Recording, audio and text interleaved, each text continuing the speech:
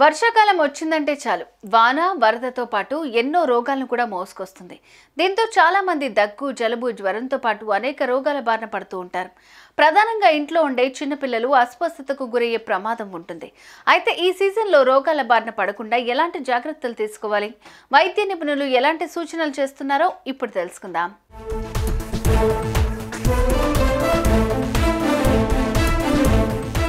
వర్షాకాలంలో చాలా వ్యాధులు నీటి ద్వారా సంక్రమిస్తాయి.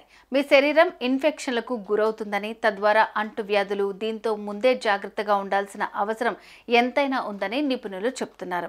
ఫిల్టర్ చేసిన లేదా కాచిన నీటిని మాత్రమే తాగాలని, ఇది చాలా అవసరమని సూచిస్తున్నారు.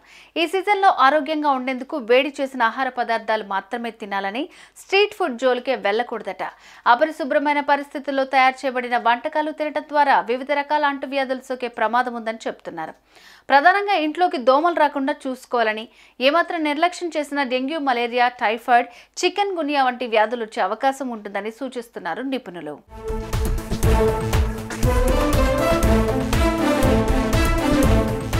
ఇక వీటితో పాటు దోమల నివారణకు ప్రత్యేక చర్యలు తీసుకోవాలని చెప్తున్నారు.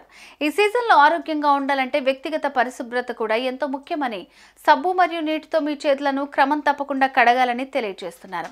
ఇక ముఖ్యంగా భోజనం చేయడానికి ముందు నీరు లేనప్పుడు డెటాయిల్ లేదా శానిటైజర్ను ఉపయోగించాలని, వీటితో పాటు క్రమం తప్పకుండా స్నానం చేయాలని నిపుణులు చెప్తున్నారు.